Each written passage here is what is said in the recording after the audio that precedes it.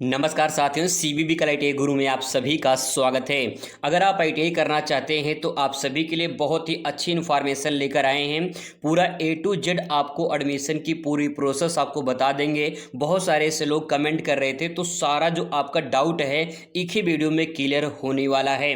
कब फॉर्म आएगा, एडमिशन की प्रोसेस क्या होगी, पूरा डिटेल में सब कुछ आपको बताने वाले हैं। तो चलिए दोस्तों, शुरुआत करते हैं। 4 स्टेप में पूरा आपका डाउट क्लियर हो जाएगा।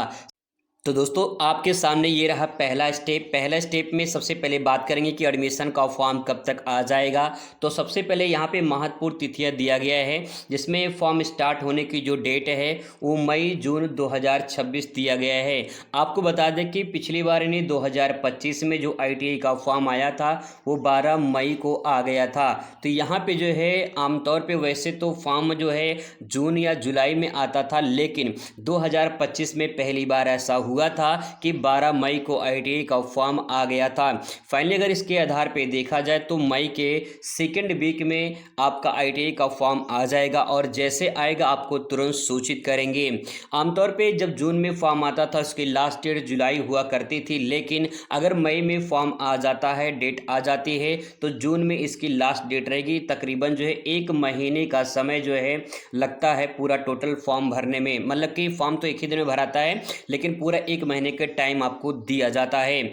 इसके बाद तो बात करते हैं जो सबसे मोस्ट इंपॉर्टेंट सेक्शन है वो आपका ITI में एडमिशन की। तो यहाँ पे देख पाएंगे मेरिट के आधार पे जो है आपका ITI में एडमिशन होता है।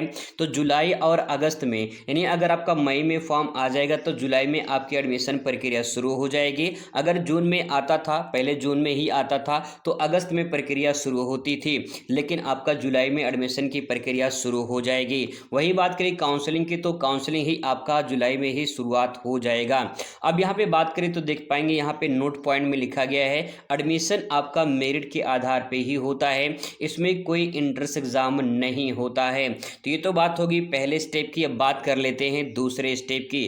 तो अगर दूसरे स्टेप में आ जाए तो आप यहाँ पे देख पाएंगे दूसरा स्टेप, यहाँ पे आपकी एलिजिबिलिटी यानी योग्यता की बात करें तो 8वीं 10वीं जो है पास होना जरूरी है। बहुत सारे ऐसे ट्रेड हैं वो आपका 8वीं पास होता है, जैसे कि वेल्डर ट्रेड है, ये आपका 8वीं पास होता है। जो भी आपके 8वें परसेंटेज होते हैं उसी के आधार पे ITI में एडमिशन होता है। और बहुत सारे लोग हैं, ज़्यादातर लोग 10th पास अप्लाई करते हैं।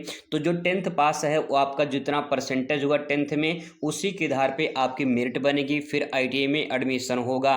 वही बात करें अगर उम्र की, तो आपका 14 साल से अधिक होना चाहिए। अगर 14 साल से कम है तो आप ITI नहीं कर पाएंगे, आपका 14 साल से ज़्यादा होना चाहिए। वही बात करें अगले स्टेप पे, तो यहाँ पे देख पाएंगे कुछ ऐसे ट्रेड होते हैं जिसमें हाई स्कूल में आपका साइंस और मैथ दोनों होना चाहिए। अगर आपका साइंस मैथ नहीं है तो अच्छे ट्रेड नहीं मिल पाते हैं, जैसे कि इलेक्ट्रीशियन फिटर वगैरह ट्रेड, ये आपके हाई स्कूल में मैथ और साइंस होने चाहिए।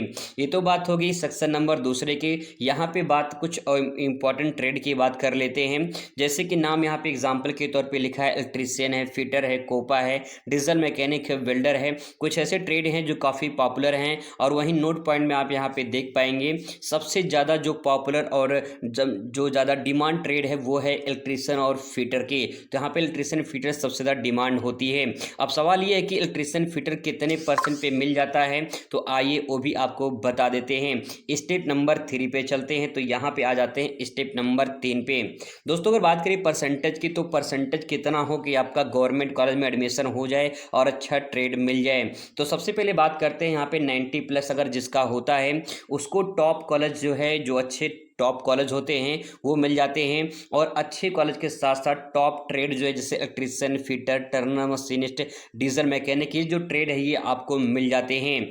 अगर आपका 80 से 90 के बीच में होता है तो आपको यहाँ पे अच्छे गवर्नमेंट कॉलेज मिल जाते हैं और अच्छे ट्रेड भी मिल जाते हैं। यहाँ पे टॉप का मिलता है, यहाँ पे अच्छे गवर्नमेंट कॉलेज आपको मिल जाते हैं। वही बात करें अगर 60 से 80 के बीच में आपका है तो गवर्नमेंट और प्राइवेट कॉलेज में मिक्स आपको मिलता है। और सबसे बड़ी बात यहाँ पे ये है कि आपको यहाँ पे जो ट्रेड मिलेगा वो थोड़ा सा टॉप से थोड़ा सा नीचे रहेगा। वही बात करें 50 से 60 के बीच में, तो यहाँ पे प्राइवेट जो है कॉलेज मिलते हैं। और अगर आप जो है गवर्नमेंट कॉलेज पाते भी हैं तो अच्छे ट्रेड नहीं मिल पाते हैं 50 से 60 के बीच में। वही बात करें 50 से अगर नीचे का परसेंटेज आपका है तो यहाँ पे लिमिटेड ऑप्शन आपके पास होते हैं। हालांकि प्राइवेट में आपको अगर जो है इलेक्ट्रीशियन फिटर चाहिए तो 50% में भी प्राइवेट में इलेक्ट्रीशियन फिटर मिल जाता है, लेकिन गवर्नमेंट में 50% या 50 से 60% पे कभी इलेक्ट्रीशियन फिटर नहीं मिलता है। यहाँ पे एक पॉइंट और ध्यान रखेंगे कि सही काउंसलिंग से कम नंबर पे भी अच्छा ट्रेड मिल सकता है। अगर आपका काउंसलिंग सही से हो जाता है तो कम नंबर भी अच्छे ट्रेड मिल जाते हैं, क्योंकि उसमें थोड़ा छूट मिलता है। एक बात और आपको बता दें कि इससे आपको घबराना नहीं है, क्योंकि हर ज़िले की जो मेरिट बनती है वो अलग बनती है, हर कॉलेज की जो मेरिट होती है वो भी अलग बनती है, हर ट्रेड की जो मेरिट होती है वो भी अलग बनती है। आपका जो कैटेगरी होता है उसके आधार पर मेरिट बनता है। तो आपको ये जानकर ये हैरानी नहीं होनी चाहिए कि मेरा इतना परसेंट है, क्या मुझे उतना अच्छा ट्रेड नहीं मिल पाएगा या फिर उतना अच्छा कॉलेज नहीं मिल पाएगा। आपको घबराने की जरूरत नहीं है। जब आप फॉर्म भरेंगे, जब मेरिट लिस्ट जारी होगी, तब उस टाइम पे कंफर्म हो जाता है कि कौन सा ट्रेड कौन सा कॉलेज आपको मिलेगा। अब बात करते हैं दोस्तों यहाँ पे सेक्शन नंबर जो आपका चौथा है। चौथे सेक्शन में बात करें तो यहाँ पे काउंसलिंग प्रोसेस की स्टेप बाय स्टेप समझते हैं। सबसे पहले आप पहले स्टेप में आप रजिस्ट्रेशन करते हैं। जब आपका रजिस्ट्रेशन हो जाता है तो उसी टाइम पे दूसरे ऑप्शन में जो है आपका चॉइस फिलिंग करनी होती है।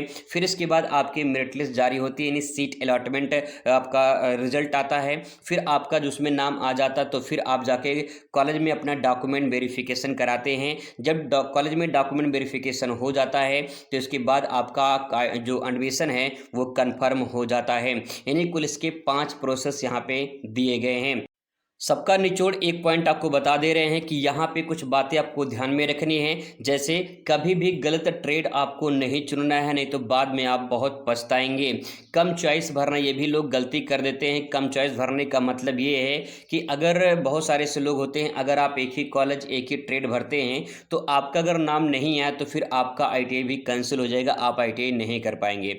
इसीलिए आपको अधिक से अधिक कॉलेज और अधिक से अधिक ट्रेड अप्लाई करना चाहिए। और फिर यहाँ पे है कि बिना जानकारी के डिसीजन नहीं लेना चाहिए। अगर आप गलत डिसीजन ले लेंगे तो आपका साल बर्बाद हो जाएगा और बाद में आप पछताएंगे। तो इसीलिए आपको चॉइस फिलिंग जब करें तो बहुत सोच समझ के करना होगा। मैं आपको बताऊंगा स्टेप बाय स्टेप कि कैसे जो है आपको फॉर्म भरना है, कैसे चॉइस फिलिंग करना है। सब कुछ जानकारी दोस्तों आपको 100% सही सटीक मिलती रहेगी। अगर कोई डाउट रह जाता है तो भी आप कमेंट कर सकते हैं, आपका जवाब मिल जाएगा। मिलते हैं नेक्स्ट वीडियो में। Thanks for watching.